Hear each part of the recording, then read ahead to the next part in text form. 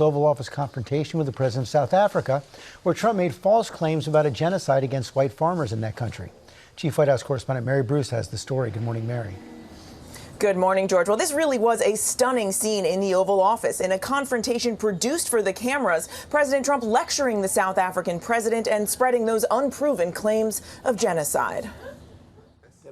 This morning, fallout from that Oval Office ambush. President Trump amplifying false claims that South Africa is engaged in genocide against white farmers. South Africa's President Cyril Ramaphosa came to the White House hoping for a fresh start. We want to advance more trade between the two of us.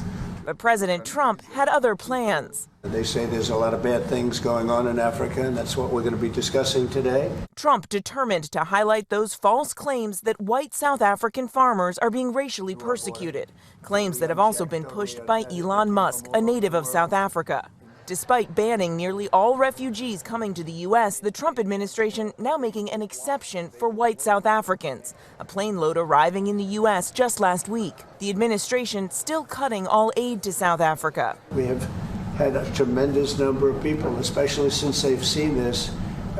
Generally, they're white farmers, and they're fleeing South Africa. Asked what it would take to convince him there is no genocide, President Ramaphosa jumping in. It will take President Trump listening to the voices of South Africans, some of whom are his good friends. But Trump digging in with the cameras rolling, dimming the lights. Turn the lights down.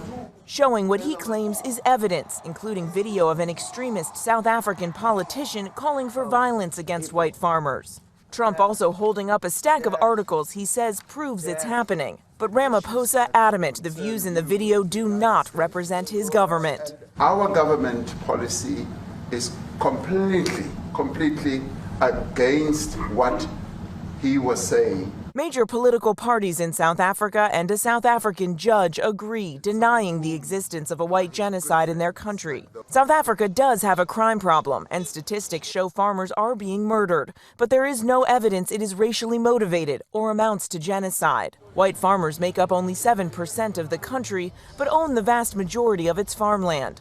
Ramaphosa saying most of the victims of crime are black. There is criminality in our country. People who do get killed, unfortunately through criminal activity, are not only white people. Majority of them are black people. Trying to ease the tension, South Africa's president then joking he wishes he could be like the nation of Qatar and gift Trump a luxury jet. I'm sorry, I don't have a plane to give you. I wish you did. I take it. I would take it. Now, after the meeting, a spokesman for the South African president told us they expected to be confronted, saying, quote, "We knew that whenever heads of state come to the White House, you get a bit of a show."